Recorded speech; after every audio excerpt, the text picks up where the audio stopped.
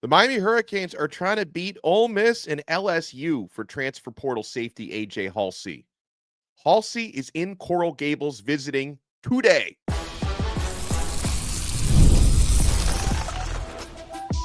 You are Locked On Canes, your daily podcast on the Miami Hurricanes, part of the Locked On Podcast Network, your team every day. Happy Monday, if there is such a thing. I am Alex Donno, University of Miami alumnus, co-host of Locked On ACC, and writer for Canes County at Rivals. And thank you so much to the everydayers for making Locked On Canes your first listen today. We're available free wherever you get your podcasts. We're free on YouTube. We're part of the Locked On Podcast Network, your team every day. Today's episode is brought to you by the Amazon Fire TV Stick 4K. Turn any TV into your Xbox. No console needed. Head to Amazon.com/Fire TV Locked On to learn more. On this loaded episode, we're going to talk about Miami's roster retention, okay? Because the part of the transfer portal that people don't talk about enough, because, we're all looking at the players you add, who's coming in, but, keeping as much of your own guys as possible, the guys you really need and the guys you really want is just as important, if not more important. So how is Miami doing with their retention? We're going to be answering questions on this episode, by the way, from our Locked On Canes insiders. Click the link in the show description below to try it free for 14 days. There's yet another defensive back target for Miami, another receiver target possibly, and a big-time defensive back who is visiting today. And I said it late last week, and I stand by it. If the Miami Hurricanes land AJ Haulcy, transfer safety out of Houston, this could end up being the crown jewel of at least the spring portal for Miami. I'm not going to say AJ Haulcy is more important than, say, Carson Beck, your starting quarterback. But in terms of the guys you're bringing in April, if Miami can get Haulcy over the finish line, I think adding him is the most important thing. And a couple of factors that could work in Miami's favor here.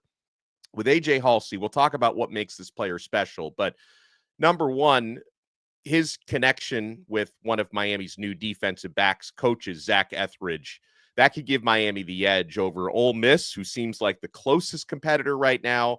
And LSU is also trying to get into this thing. And LSU has had a need for safeties. That seems like a never-ending need for them lately. But Miami having the Zac Etheridge factor, who coached his position group at Houston, and Haulcy played very well under the tutelage of Zac Etheridge. They seem to have a good connection there. Miami having that edge with his former position coach now being at the U is a big one. And then, of course, Miami obviously not the only team that needs safeties, but Haulcy, I think, can understand he's got a great chance to be a starter and play a lot at the University of Miami. Zechariah Poyser seems to be like the only sure thing right now in terms of starting safeties. So Haulcy's primary competition would be from Dylan Day and Markeith Williams, and then maybe the possibility of one of Miami's current corners, like switching over and playing some safety. But there's not a whole lot to compete with. There's a definite need, and there's a coaching connection for AJ Haulcy. This is a player who broke out and stood out last season at Houston. 74 tackles, 5 interceptions last year, was first team all Big 12 last season. So Haulcy was one of the outstanding players in a Power 4 conference. And, the past 2 seasons, he has started every single game at Houston. In addition to his 5 interceptions last year, had 8 passes defended as well. In addition to being first team all Big 12, he was Big 12 Defensive Player of the Week in a victory against TCU. I watched the full highlights from that game. Haulcy picked off 2 passes against TCU in that game, had 7 tackles in that one. And I think another important factor about AJ Haulcy is the positional versatility. So he can play free safety or strong safety. So, that gives Miami an opportunity, to at least work him out at multiple spots and get your best 11 players on the field if he's capable of playing a couple of different roles. And AJ Haulcy, by the way, is the top available safety who's currently unsigned in the transfer portal. So you're looking at possible safeties out there. I know Miami's been looking at some other guys and might still be like, Gregory Smith III out of Florida is not off the table yet, but we'll talk about him because, he may be trending towards North Carolina. We'll see. But AJ Haulcy is the top guy available, and this might be one of the missing pieces for Miami's defense. And, Miami had a very active weekend in the transfer portal. They signed another important defensive player because we know linebacker is a big need for them. And Kamal Bonner from NC State signing with Miami was big. Miami also got a new receiver and kickoff returner in Keelan Marion, who signed on Saturday night. And your transfer kicker, Bert Auburn from Texas is now a Miami Hurricane. So a trio of signings over the weekend, and Miami is not done. And again, just to clarify, even though the transfer portal, everyone says it closed on Friday, April 25th, all that meant was Friday, April 25th was the deadline to file your paperwork for players. It was the deadline for players to file their paperwork to enter the portal. It doesn't mean you can't still sign with teams, right? Which is why Miami is hosting multiple transfer portal visits today. The most important one of those being AJ Haulcy. But Miami's also, according to Gabby Urrutia at Inside the U, they have another defensive back on campus today, and that's Brent Austin out of USF. It's a little bit interesting because he plays cornerback, and it seems like a pretty redundant body type to a lot of guys Miami already has. But this is a player who might be able to play or even start at the nickel. I think that's key here. 5'11", 180-pounder, started all 12 games for USF last year, 753 snaps, 48 tackles, 2 interceptions. One of those interceptions was against us, by the way. His other interception was against Charlotte, and he returned that one for a touchdown. He only allowed 1 touchdown last year, according to Pro Football Focus, and 433 coverage snaps. And that 1 touchdown he allowed was against Alabama, one of the tougher teams he faced last year. I would say our Miami Hurricanes was the toughest one. He had an interception against us. 75.9 coverage grade, which is pretty good. He allowed 23 catches in coverage on 56 targets, so that was a 41.1% completion rate. So again, I know that like you look at this way, another cornerback, and he played primarily outside corner at USF, but I guess this may be one of those spots where Miami thinks you can't possibly be deep enough, and the opportunity of him maybe slotting in as a nickel or possible starting nickel might be a deciding factor here. So, again, like more cornerbacks, because Miami signed a ton of quarterbacks in the cornerbacks, I should say, signed a ton of CBs, I'll just call them that, in the winter, December, and January transfer portal window. The bigger need here is safeties, but a cornerback, Brent Austin, is also visiting today, which is worth noting. All right, let's talk about Miami retaining their talent, because low-key, I thought Mario Cristobal and company did a really good job there. And you want to keep it locked right here. We're only getting started on this brand new episode of Locked On Canes. The NBA playoffs are in full swing. FanDuel is giving new customers an incredible way to get in on the action right now. When you join FanDuel and you place your first $5 bet, you'll get $250 in bonus bets if your bet wins. I love how FanDuel makes betting so easy, whether it's picking my favorite team or diving into those player props, guys. I love wagering on things like 3-pointers made, steals, and assists. FanDuel has so many ways to bet your favorite player props. Plus, after every game tips off, you can even combine live prop bets into a same-game parlay for a chance to win big. It's so much fun. And do not miss out, guys. Head to FanDuel.com and claim your $250 in bonus bets today at FanDuel.com. Thank you for making Locked On Canes your first listen and your first watch today. We're available free wherever you get your podcasts. We're free on YouTube. We're part of the Locked On Podcast Network, your team every day. All right, let's look at, and again, I know that I mentioned, Friday was the deadline to file your portal paperwork. Like, it is possible. You may see certain players around the country that have not been officially announced is in the transfer portal, because there can be up to 48 hours or 2 business days. We just came out of a weekend. My understanding is Miami is done losing players. My expectation, our expectation is out of the players who hit the portal over the last couple of weeks, Miami has retained all the rest of their talent, okay? So we lost defensive tackle Joshua Horton, defensive back safety Zaquan Patterson, defensive end Elias Rudolph, defensive back Emmanuel Carnley, and kicker Abram Murray. And we also had the the in and the out, the musical chairs with receiver Nye Carr, who had entered the portal but then withdrew from the portal. So Nye Carr is staying at Miami. Outside of that, if you see the things that are happening around the country with big time players getting lost. I mean, we talked about AJ Haulcy leaving Houston. Houston lost their top 2 defensive backs. I think the Cal Golden Bears, basically their entire team, entered the transfer portal. I think their mascot Oski also hit the transfer portal. They lost everybody. I thought Miami actually did really well in retaining their talent, because I know you had some speculation out there. Is this guy, is that guy going to enter the portal? I thought Miami did a really good job overall with their retention. We can be very thankful for that. And in terms of the players Miami has brought in so far, we mentioned obviously a lot of players in the winter version of the transfer portal, including your new starting quarterback, Carson Beck. Miami so far in the spring portal, they've added the kicker, Bert Auburn from Texas. They added Kamal Bonner, the linebacker from NC State. They added Keelan Marion, the receiver and kickoff returner from BYU. And Miami's probably going to add a couple more players before we're done here. But at this point, Miami Hurricanes have the 4th ranked transfer portal class. That includes both the winter and the current spring window. The 4th ranked portal class in the entire country. They're only behind LSU at number 1, Texas Tech spending a lot of NIL money, if you haven't noticed, at number 2, and Ole Miss at number 3. Miami at number 4 sits right in front of Oregon in terms of transfer portal players brought in. So Miami's doing a really good job, and the retention has been good, guys. I think it's been very good.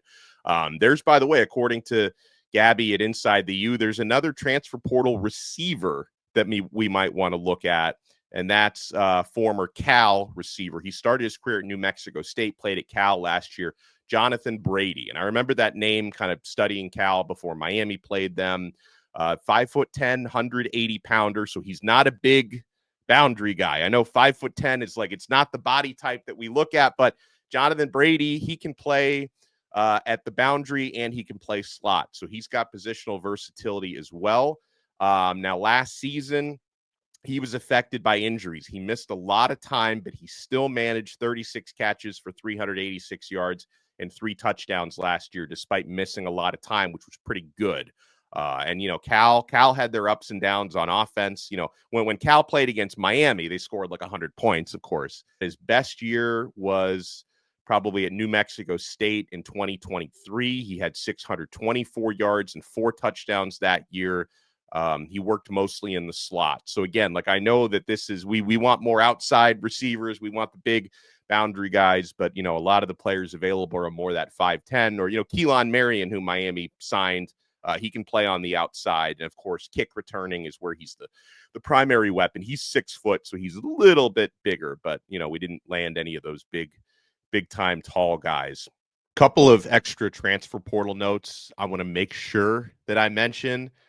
So there had been some reports late last week. Most of it was coming from Florida State reporters that Hakeem Williams was going to visit Miami this week. The former 5-star out of high school, 5-star wide receiver that Miami, heavily recruited in high school, has spent the last 2 years at Florida State and just, he hasn't produced, right? Whether you blame that on him or you blame it on Florida State's offense being, a flaming dumpster last year, or some combination of the two, hadn't produced there. But he's not going to visit Miami. And my understanding is it was, on the Miami side, they decided to pass on the opportunity on Hakeem Williams. So it was reported he would visit. Our understanding is Hakeem will not be visiting. And so the 3 finalists for him, Colorado, Pittsburgh, and Syracuse. So there's 66.6% chance he ends up in the ACC, with 2 of his 3 options being there, but Miami will not be one of them. So Miami will not be hosting Hakeem Williams. But here's a player that I hope Miami does host for a visit. Now, I know Miami already added a linebacker in Kamal Bonner, but I think there could definitely be a need to even add further reinforcements. And Rutgers linebacker Mohamed Toure, this would be an awesome opportunity if Miami, and I think he will be a target if you can land this player. And Toure had his best season 2 years ago, Corey Heatherman as his position coach in 2023. Heatherman was the linebackers coach at Rutgers before he went to Minnesota as defensive coordinator, and Toure had an awesome year with Heatherman as his position coach. So this could be a player we'll hopefully see Miami build some steam for, because he was like a late entry into the transfer portal out of Rutgers. So you can forget about the name Hakeem Williams, but remember the name Mohamed Toure.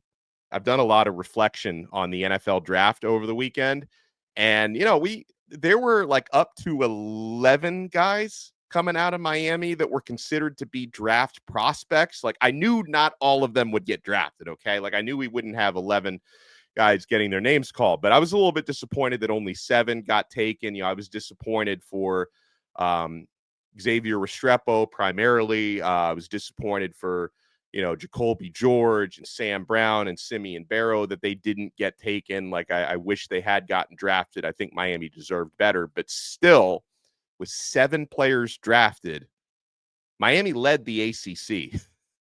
The ACC had 42 total players drafted, none more than Miami's 7. The next in line was Virginia Tech, had 5 players drafted. So I think it's a little bit encouraging in terms of, what Mario Cristobal is doing in acquiring talent and building up more and more talent in the league. Like 7, we can do and we should do better than 7. But, the year that Mario took over, Miami had 1 guy drafted, Jonathan Ford. 1 guy the year Mario took over. And now we're putting 7 guys, into the NFL draft, and obviously a handful of other guys signing deals and getting tryouts around the league as undrafted free agents. But, 7, it's not the destination, but to lead the ACC after Mario's 3rd year, you take that as progress that the line is being built up, okay? The biggest blessing I thought after the draft was, seeing our guy Xavier Restrepo. I wish he'd been drafted, but for him to get signed by the Tennessee Titans, perfect. Reunite with Cam Ward. I think he's going to make that team. That was perfect. Jacoby George goes with the Carolina Panthers, and the Miami Dolphins. They are giving tryouts to a couple of guys from the Hurricanes, and I wish Chris Grier wasn't allergic to drafting Miami Hurricanes, because he had opportunities to. I wish they had drafted Damian Martinez. They ended up drafting Ollie Gordon. But Chris Grier and the Dolphins are they have invited Sam Brown, Miami receiver, and center Zach Carpenter to rookie minicamp tryouts. So we will have a couple of Canes get opportunities for tryouts with the Miami Dolphins. All right, folks, let's dive into your questions. You guys have them. I have answers. You want to become a Locked On Canes insider? Your questions go to the front of the line. Click the link in the show description below. When you become a Locked On Canes insider, you get questions and answers with me, text messages directly from my phone to yours. I also give you guys show updates, recruiting scoops, breaking news, all of that and more when you become a Locked On Canes insider. It's the best way to connect with the show 24/7. You could try it free for 14 days. And then if you like it, you can opt in for $4.99 a month. Give you a lot of added value on there on the Locked On Canes insider chat. We get this question from Jim in Pembroke Pines. Hey, did you see the interview that Carson Beck did last week? And your thoughts on that? Yeah, so Beck was a guest on it. It was definitely a Georgia-centric podcast, the Built for More podcast with the number 4, Built for More. And so, and it was about an hour-long interview. It was very enjoyable. A lot of it was, Georgia guys asking him to look back at certain experiences and games at Georgia. And it was actually kind of cool, how, gracefully and fondly Beck looked back at his time, at Georgia. There obviously are no hard feelings. He still really appreciates what he and his team accomplished there. But also for me, I was, looking for when he talked about Miami. He talked about getting comfortable in the city, talked about getting comfortable in Shannon Dawson's offense. And you get the sense with Carson Beck's experience level, he kind of understands that, most offenses are similar, but you have certain terminologies that are different. And he's really, dove headfirst into learning all of that stuff. And you get the sense that he, at least in the mental side of it, that he's got a comfort level with Shannon Dawson's offense. And it's very clear with the way he was talking about it that Beck has spent a lot of time in the film room and a lot of time studying it. Okay. I really felt like Beck, and if you guys haven't watched this interview, and like, I haven't gotten a chance personally to know Carson Beck at all, because since he was injured during spring football, he hasn't spoken to the South Florida media yet, right? Like at this time last year, I already kind of had a sense as to what Cam Ward was all about because he'd been available to us. Carson Beck, and its policy, injured players don't usually speak. So we haven't had a chance to get to know Beck yet. So I felt like I was getting to know him watching this Built for More podcast. And I thought Carson came off sounding humble, thoughtful, and he came off as someone who obviously really cares about football and possesses a high football IQ. And some of the things that Beck said about Miami, because he talked about the culture and the practice style of his Miami teammates. He says you can feel the energy on the practice field. Those guys are bought in, he said. And of course, remember, this guy doesn't just come from some, run-of-the-mill program. This guy comes from UGA. Like, so you talk about practice standards and cultural standards, although, cultural standards at Georgia, just stay off the roads, Georgia players, because, the culture goes out the window when those guys, they start driving like 70 miles an hour on those residential roads. But in terms of football culture, he comes from one of the most prominent programs in the country, and he's very complimentary of the way that Miami practices. He says those practices, those guys are out there banging, he said.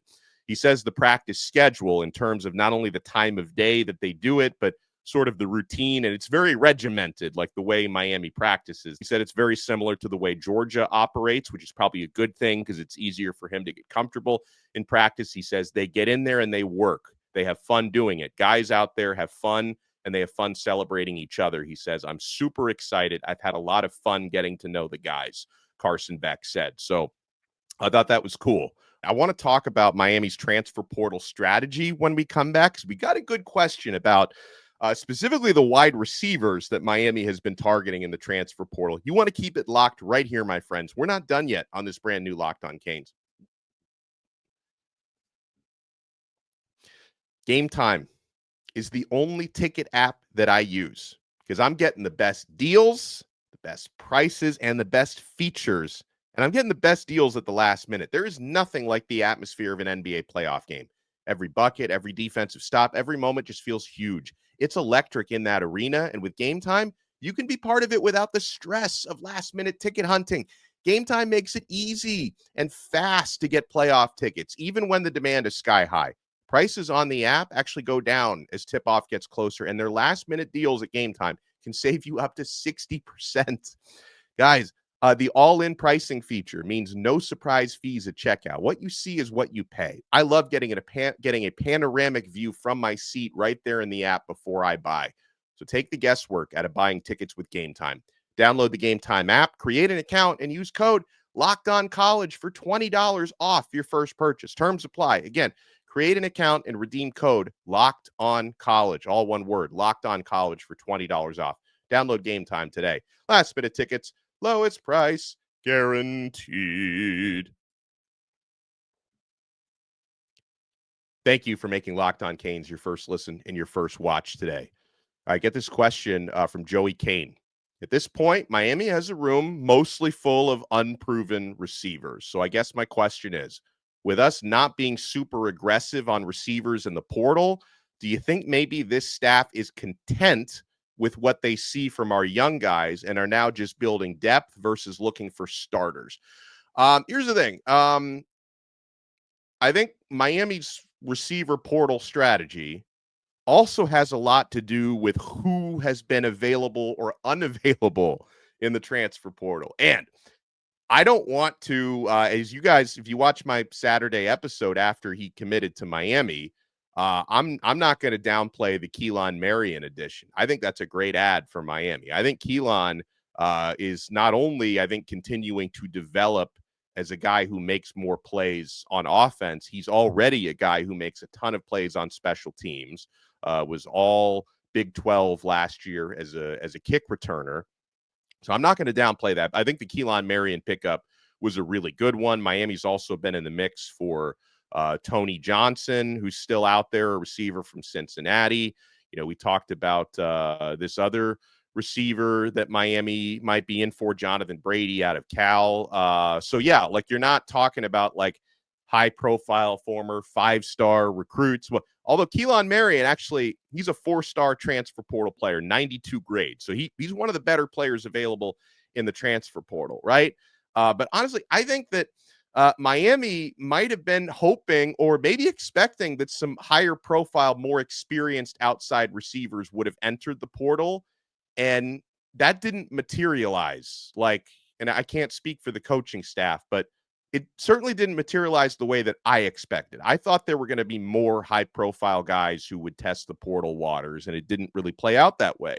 I also think that, budgeting for multiple positions, right? I think safety is a really big need, linebacker a big need. I think, budgeting for certain positions may have affected the way that Miami valued the receiver market. I mean, with someone like Trevor Pena, and Trevor, by the way, made a really good decision for him. He opted to go to Penn State. I get it. Like Penn State was a national semifinalist last year. They retained a good amount of their talent, including their starting quarterback, Drew Aller. And, actually Penn State has a bigger need for slot receivers than Miami does. So I think Trevor Pena made a decision that was really good for himself.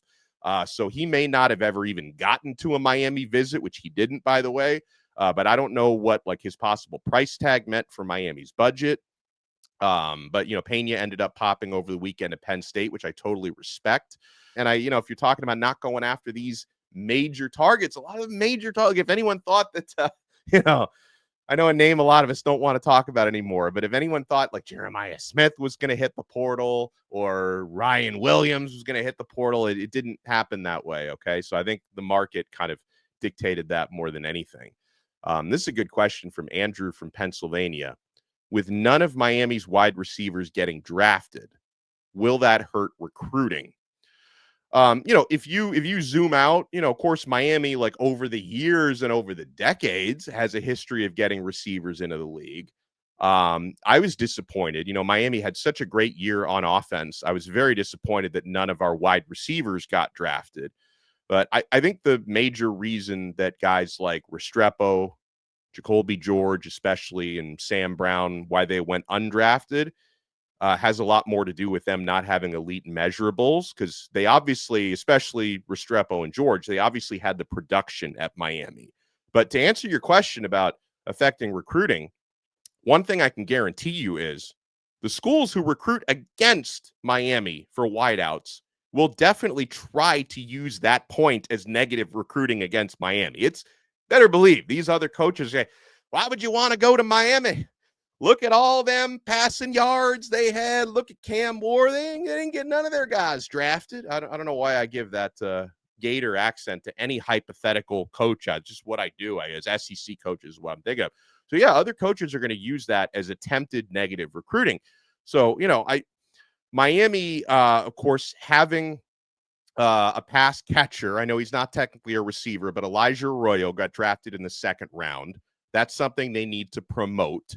And Miami can, of course, promote their successful offense from last season as something receivers can come into and thrive. And as the 2025 season transpires, hopefully Carson Beck can bring a lot of success to that offense coming up.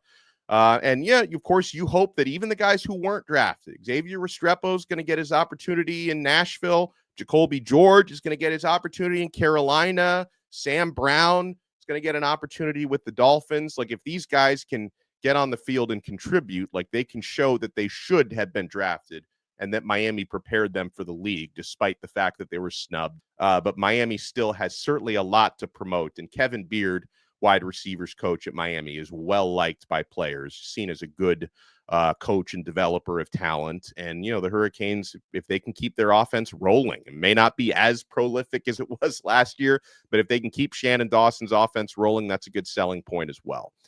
This is cool. Our guy, Jay, this is not a question, but a great stat.